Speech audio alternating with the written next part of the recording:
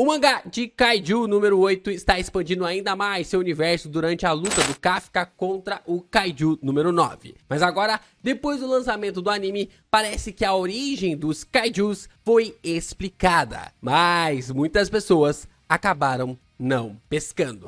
Yo, Geeks, aqui é o LP e vocês estão no canal do Geek Brasil. Fiquem ligados que esse vídeo contém spoilers do mangá de Kaiju número 8.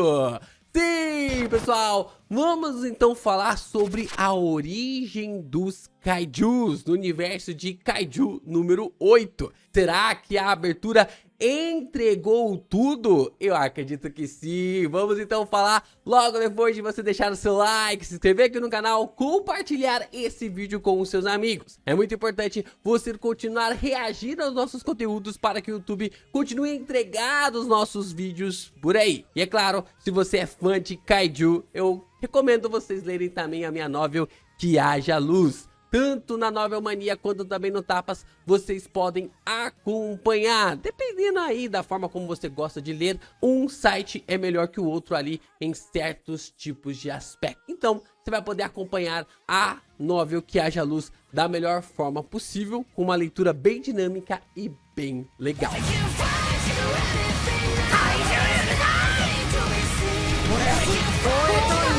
Kaiju número 8 guarda grandes mistérios para nós e um deles começou a ser mexido agora na batalha do Kafka contra o Kaiju número 9. O Kaiju número 9 quer saber mais detalhes sobre a raça humana e procura entender mais sobre a origem de várias coisas, devorando e consumindo os seres humanos. Dessa forma, ele começa a abranger ainda mais a sua inteligência e seu aspecto, mostrando que sua evolução pode não ter fim, e ao mesmo tempo a capacidade de criar uma sociedade em volta de Kaijus. Existem vários questionamentos muito interessantes no capítulo 107, mas entre eles a gente pode observar uma reação até mesmo muito interessante. É possível transformar humanos em Kaiju se expuser eles à energia da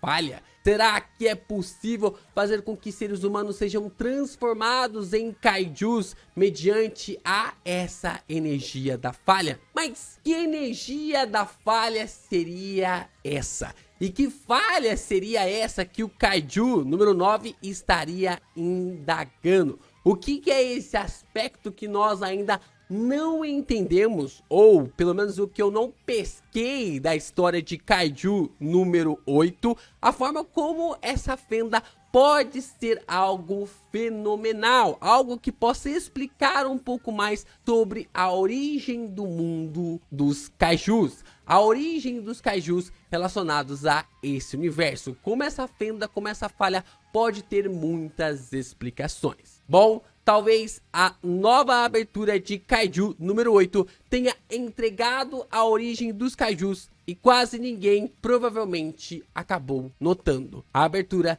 tem grandes respostas para nós. Antes da gente explicar mais sobre a abertura, primeiro precisamos explicar o que é essa falha, o que pode ser essa falha que está sendo comentada. Podemos então falar sobre essa fenda. E graças ao capítulo 221 do mangá de Jujutsu Kaisen, eu fiquei sabendo de toda essa história de várias fossas que rodeiam o Japão. Não só o Japão, mas todo o Oceano Pacífico. Além disso, o Japão, como eu já falei, é rodeado dessas formas de tudo quanto é lado. Perto do país, existem pelo menos 4 que cruzam toda a costa do Japão. As Kurilas de Kamchatka, é assim que se pronuncia, Kamchatka, a Fossa do Japão, a Izu de Ogasawara e a Mariana. Nós temos então quatro fossas que são tremendamente importantes para moldar a forma como o Oceano Pacífico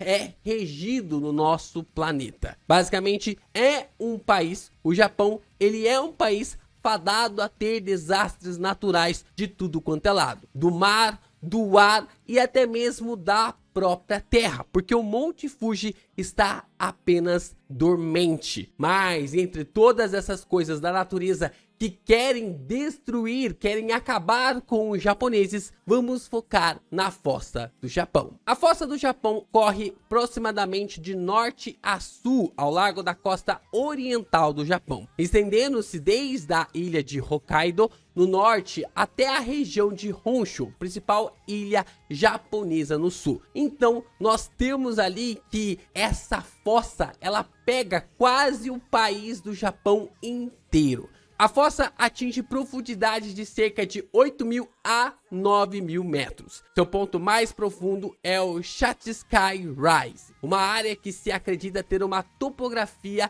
única devido à interação entre as placas tectônicas, tendo uma pequena parcela que forma aquilo que é conhecido como Anel do Fogo. O Círculo de Fogo do Pacífico, também conhecido simplesmente como Anel de Fogo, é uma área intensa em atividades tectônicas ao redor das bordas do Oceano Pacífico. Ele é caracterizado por uma série de fossas oceânicas profundas, vulcões ativos e frequentes terremotos. Este círculo abrange as bordas das placas tectônicas do Pacífico norte-americana, de Cocos, das Filipinas, do Mar de Bismarck, das Molucas e também de Okhotsk. Eu não sei como se pronuncia isso aqui. É Okhotsk, eu não sei como se pronuncia. E das sul-americanas. As sul-americanas ali, da forma como aborda dessa relação. E nós temos o Japão inteiro dentro desse círculo de fogo, para vocês observarem como os japoneses estão lascados. Uma das coisas que mais dificultam a compreensão sobre o que existem nessas fossas são o difícil acesso e a tecnologia que precisa ser extremamente refinada para se obter informações desses lugares. É basicamente um local perfeito para a origem dos kaijus. Isso é reforçado na primeira abertura de Kaiju número 8. Uma abertura muito estranha, mas que passa a explicar a possível origem dos kaijus na história. A primeira cena da abertura que temos é um rochedo de pedras com algo vermelho passando por eles. O que parece ser apenas um líquido vermelho em pele de kaiju,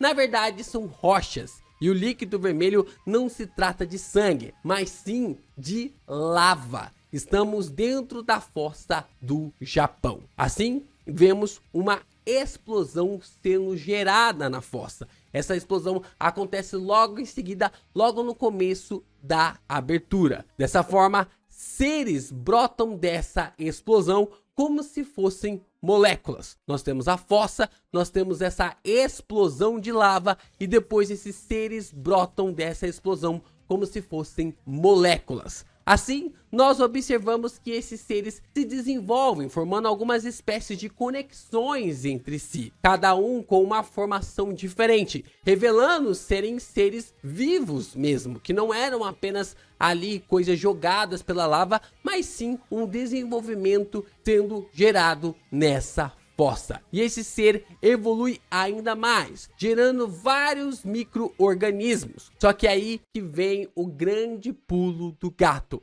É aqui que começa a evolução dos kaijus, porque nós observamos um peixe comendo um desses seres que foram gerados pela fossa do Japão. E não é só um peixe que comeu, mas sim um cardume. Outros vários peixes começam a comer também esses seres que saíram de dentro dessa fossa. Dessa forma, podemos ver o primeiro peixe kaiju sendo gerado, ou um grande peixe do mar devorando os peixes pequenos. Não importa muito ali qual que é a ordem dos fatores, porque no final o peixe grande será o primeiro kaiju. Se ele acabou devorando esses seres e se transformou num peixe kaiju, ou se ele devorou os peixes pequenos e dessa forma se transformou num peixe kaiju. Não importa, a questão aqui é que a situação segue-se diante porque os kaijus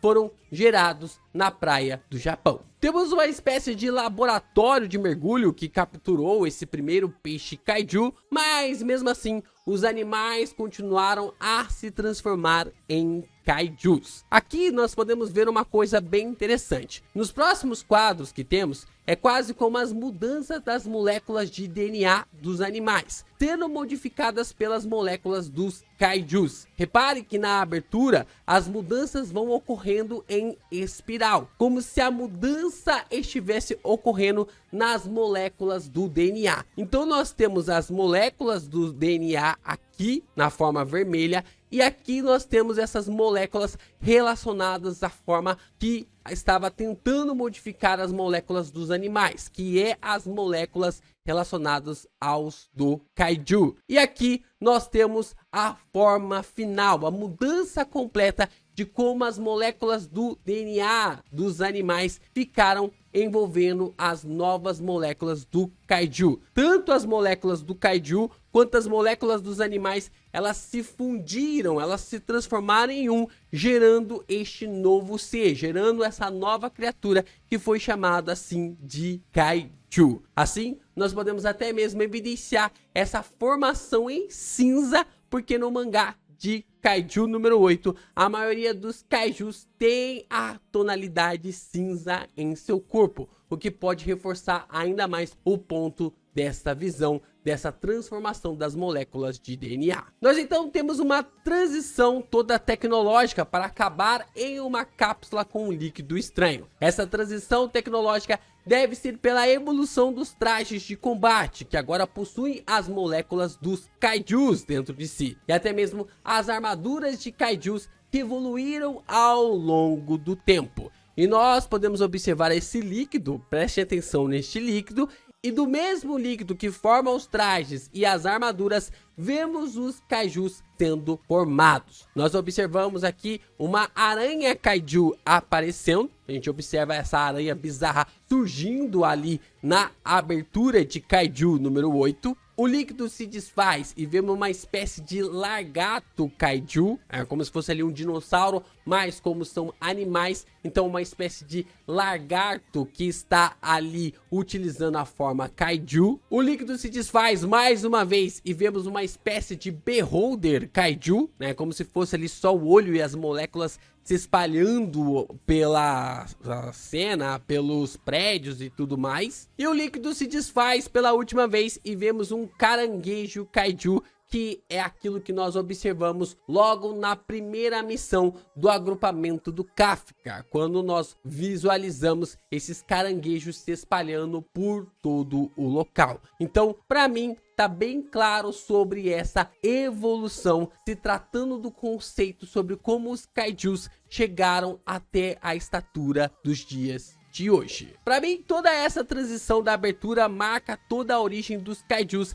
através da cadeia alimentar. Os seres que originam os kaijus nasceram de uma explosão vulcânica dentro de uma das fossas. Eu acredito que seja a fossa do Japão. Os peixes comeram esses seres, um peixe maior e outras criaturas comeram esses peixes e comeram esses seres. E assim por diante, até que os kaijus inteligentes foram formados. Extremamente parecido com a evolução do homem até chegar na espécie do Homo sapiens. É claro que tem toda essa mudança ali relacionada a gente com a forma como o Kaiju número 8 brinca com toda essa situação, mas eu acho que é uma boa explicação, um bom conceito sobre como seria abordado a origem dos kaijus, e também explica por que o Japão é o país que mais sofre com os ataques dessas criaturas, já que é o país que tem mais acesso a essas fossas marítimas. O Japão está cercado sobre essas fossas de tudo quanto é lado, de cima até embaixo. A fossa do Japão, ela para ali na região sul, mas ainda continua com outras fossas que estão à sua volta. Então faz muito sentido pensar por que o Japão é o país mais atingido pelos kaijus e por que os kaijus têm origem no Oceano Pacífico. Acredito que os próximos capítulos vão começar a explicar bastante a origem dos kaijus. Afinal, esse até mesmo é um desejo do kaiju número 9, de saber um pouco mais sobre as origens, da forma como o ser humano é replicado nessa situação. Vamos ver se essa teoria vai estar certa ou pelo menos estamos no caminho correto.